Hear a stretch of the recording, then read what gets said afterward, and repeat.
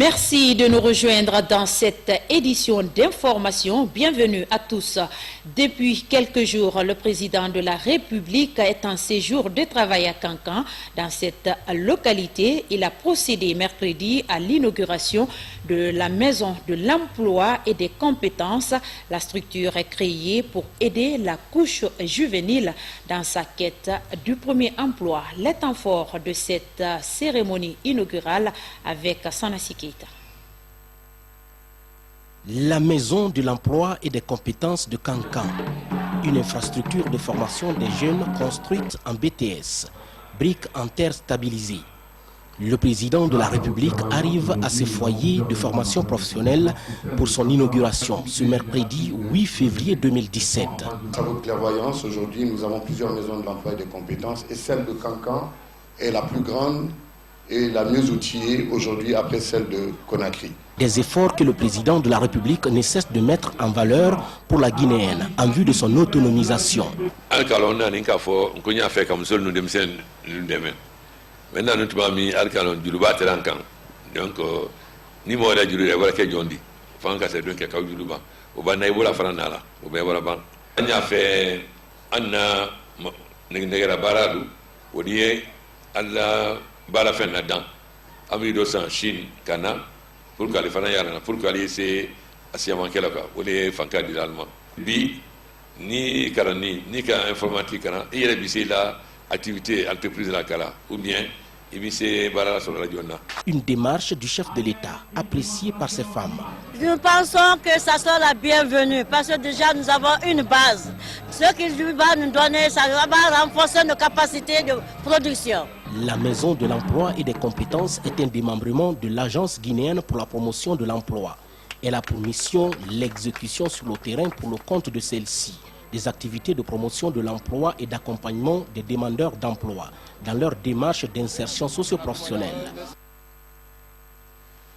De Kankan cap sur Sigiri où une mission environnementale du ministère de l'Environnement, des Eaux et Forêts est allée toucher du doigt les réalités environnementales dans cette préfecture. Khadja Christine Sagno et sa suite se sont intéressés à l'orpaillage industriel et artisanal qui constitue une réelle menace pour l'écosystème.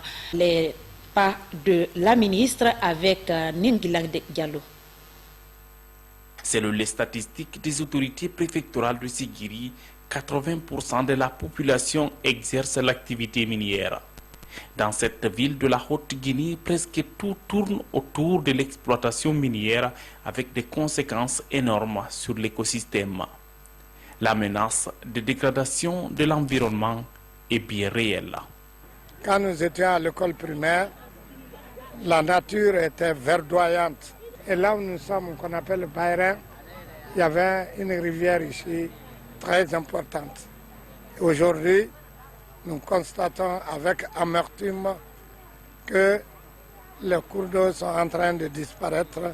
Une visite guidée dans la carrière a permis à la délégation du ministère de l'Environnement de mesurer les impacts de cette exploitation minière sur l'écosystème. On a un système qui nous permet de restaurer, si vous voulez, l'environnement tel qu'on l'a trouvé. On vous a montré des exemples comme à Sanchoro où on a exploité une mine, on a rebouché le trou, on a planté des arbres et les animaux reviennent généralement. Depuis la rentrée de l'usine jusqu'à maintenant, tout ce que j'ai constaté, je sais quand même qu'ils tiennent compte de l'environnement. J'ai visité les sites qui ont été réhabilités par la société, notamment où ils ont fait le reboisement. Et les mêmes sites ont été encore réexploités par les orpailleurs. L'un des défis qui se fixe aujourd'hui les autorités guinéennes, c'est de réorganiser le secteur aurifère, générateur de revenus et créateur d'emplois. La pénurie d'eau à Conakry, on en parle dans cette édition. Depuis 3 mois, les habitants de Taouya sont privés d'eau potable de la SEG. Pour se procurer de cette denrée précieuse, ils sont obligés de faire recours aux forages situés parfois à des kilomètres de leur domicile. Une situation que certaines femmes déplorent dans ce reportage de Suleiman Kamara. L'accès à l'eau potable, une difficulté pour les ménagères de Taouya. Ici, un quartier de la banlieue de Conakry, l'eau coule partout sauf dans les robinets. Sec depuis 3 mois, les populations partent en quête d'eau potable, notamment vers les forages installés par des tierces personnes. C'est le quotidien des femmes de Taouya, comme le témoigne cette dame au foyer. De chez nous, jusque là où nous puisons de l'eau, il y a une très grande distance.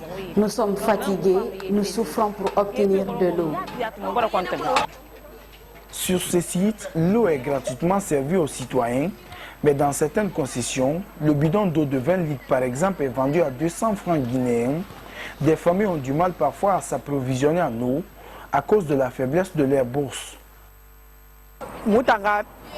Pour les travaux ménagers, je peux utiliser 2 fûts par jour s'il me faut éviter la maladie. Taouya n'est pas le seul quartier concerné par ce manque d'eau. Dans la commune de Kaloum, les citoyens vivent le même calvaire. Nous, on a fait plus de 1 mois, 2 mois, 3 mois. L'eau ne sort pas dans notre robinet. M. Hassan, c'est grâce à lui et son jeune frère, c'est eux qui ont fait un forage devant chez nous là-bas. Même l'eau là est sale maintenant. À la Société des eaux de Guinée, SEG, les responsables refusent de témoigner sur l'accès difficile des citoyens à l'eau potable. Toutes nos tentatives de les jeunes sont restées sans succès. Pendant ce temps, les populations pour la plupart manquent d'eau potable dans un pays qualifié de château de l'Afrique de l'Ouest. Merci Souleymane pour ce reportage. La session extraordinaire a ouvert ce jeudi à l'Assemblée nationale à ses portes.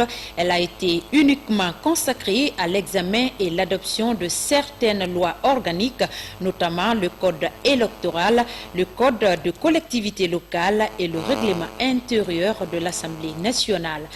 Les précisions.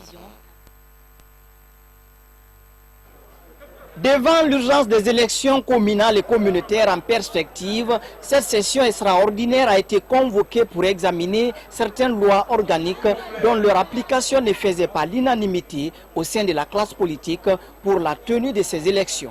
Votre Assemblée est saisie aujourd'hui de ces textes dont l'adoption est indispensable à la tenue des prochaines élections et qui déterminent les conditions d'une bonne organisation, facteur essentiel de leur transparence, de leur crédibilité au regard des standards internationaux. Le président de l'Assemblée nationale a appelé les députés à l'esprit patriotique pour doter le pays des textes de loi nécessaires au développement socio-économique et au renforcement de la paix. La bonne lecture et l'examen judicieux des textes qui sont à l'ordre du jour, notamment le code électoral, les règlements intérieurs et le code des collectivités locales seront déterminants pour nous éviter de passionner et de personnaliser les débats. Au nom du chef de l'État et du gouvernement, le Premier ministre estime que le regard est désormais tourné vers l'hémicycle en vue de gagner le pari du développement. Il était urgent pour le Parlement de se saisir de ces dossiers à la demande du gouvernement pour certains d'entre eux, afin de pouvoir avancer sur certaines de ces questions urgentes. Le gouvernement reste naturellement à la disposition du Parlement pour des débats. Les travaux dureront 15 jours conformément à la Constitution guinéenne. Parlant toujours de cette session, il faut dire que le processus devra permettre de lever les contraintes qui se posent à la tenue des élections locales, notamment la révision du code électoral, ce qui désormais va priver sur l'accord contesté du 12 octobre 2016. La réaction de quelques députés avec Mohamed Seyar Souma. Elle était prévue à 14 h alors que la mise en place n'est pas encore terminée. «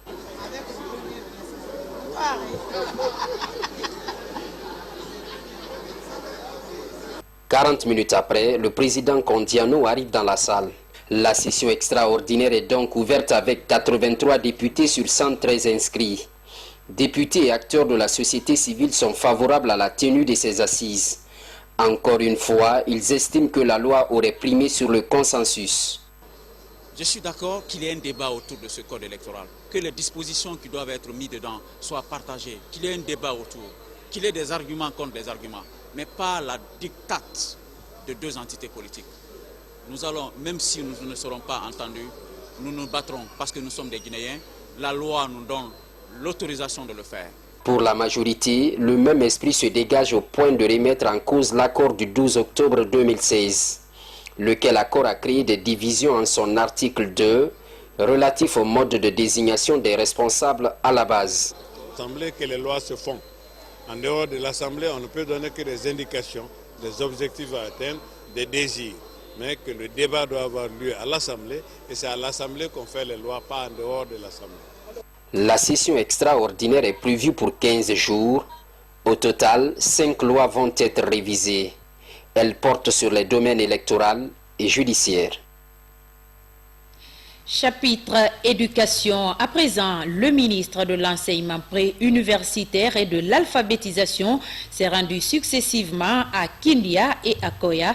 Il s'agissait pour Dr Kourma de se rassurer de la mise en place des conditions nécessaires pour la reprise des classes prévues ce 13 février après 10 jours de congé. Le récit de ces étapes avec Amadou Touré. Pour une bonne reprise des cours ce lundi, le ministre de l'enseignement préuniversitaire et de l'alphabétisation veut se rassurer de la présence effective des nouveaux enseignants à leur poste d'affectation. C'est dans ce cadre que Dr Ibrahima Kourouman s'est rendu successivement à Kindia et à Koya. Dans ces deux directions préfectorales de l'éducation, autorités scolaires et nouveaux enseignants précisent. L'enseignement pour moi est un rêve et j'ai fait le texte ici à Kindia. Et j'ai été muté également à Kindia. Je crois que l'intégration au niveau de Kindia ne fera pas défaut. Aujourd'hui, je peux me réjouir de dire que nous avons reçu l'affectation régionale. Et dès demain, la DPE de Koya va afficher la mutation préfectorale.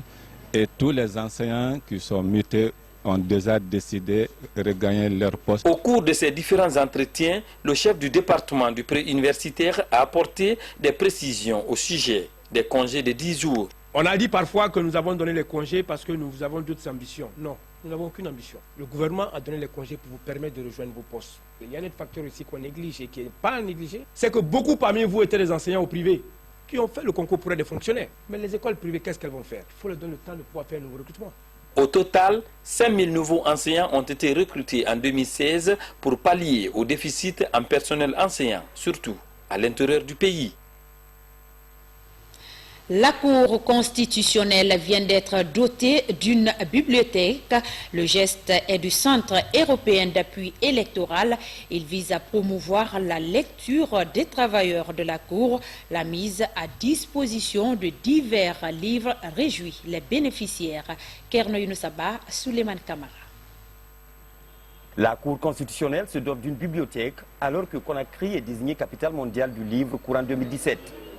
La mise à disposition de multiples ouvrages est une réponse à une préoccupation des agents et conseillers de l'institution passionnés de lecture. Dans la bibliothèque, des livres de plusieurs catégories. Un rempart pour le renforcement des capacités des usagers de la lecture.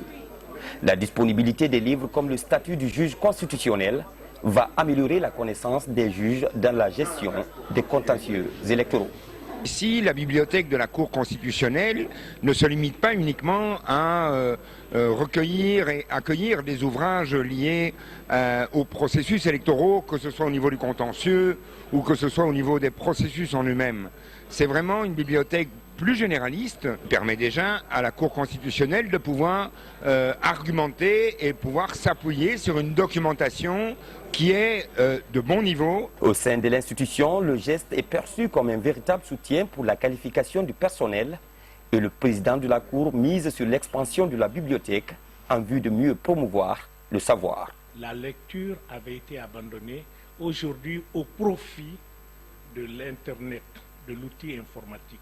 C'est dire que nous devons être en quête de savoir pour toujours répondre à l'attente de la population. Nous avons besoin d'être informés, d'être instruits sur notre législation, mais aussi de comparer notre législation aux législations des autres pays. L'inauguration de cette bibliothèque est synonyme d'accès à la culture. Une volonté réussie grâce au partenariat entre la Guinée et le Centre européen d'appui électoral. Sport foot, avant de se quitter, la CAN Junior Zambie 2017 est prévue du 26 février au 12 mars prochain. En prélude à cette rencontre sportive, le Sili Junior se prépare activement pour affronter ses homologues. Selon les responsables du ministère des Sports, toutes les conditions sont remplies pour ces jeunes joueurs. On fait le point avec Mamadou Tanoubari, Ibrahima Sori Blaki Touré. Classé dans le même groupe que la Zambie, l'Égypte et le Mali, le Sili Junior est depuis quelques jours à l'internat. Il s'agit pour cette équipe de mieux se préparer pour affronter ses homologues au compte de la CAN Junior 2017 Zambie, prévue du 26 février au 12 mars. Tout va bien par la grâce de Dieu, avec le travail que le coach a mis. Ça se passe très bien, mais moralement, mentalement, tout le monde est prêt. Ça va. Notre objectif, on doit l'atteindre. Inch'Allah, ça sera une surprise pour nous. Mandjou Diallo est l'entraîneur titulaire de ces jeunes joueurs. Pour la performance de ces joueurs, il met en place quelques stratégies. Nous, on a essayé quand même de travailler beaucoup plus techniquement, tactiquement et voire même physiquement. Il faudrait que ces enfants-là soient motivés, soient forts mentalement et puis qu'on soit costaud sur toutes les lignes. Et tout ce que je vais demander au public guinéen, de soutenir du moins cette formation jusqu'au bout. À la question de savoir comment se passe la prise en charge des joueurs, le secrétaire général du ministère des Sports précise. Je suis heureux d'informer le peuple de Guinée que grâce au soutien du président de la République, professeur Alpha Condé et de son gouvernement, les moyens ont été mis à la disposition de notre équipe nationale. L'équipe va s'envoler pour Johannesburg où elle doit faire son regroupement. Donc toutes les conditions sont réunies aujourd'hui. Le 24 février, l'équipe quittera Johannesburg pour rallier Lusaka où elle doit jouer le match d'ouverture contre l'équipe zambienne. Fini ce journal. Merci à toute l'équipe qui a contribué à sa réalisation. Merci également à vous qui nous suivez depuis Bokeh et partout dans le monde.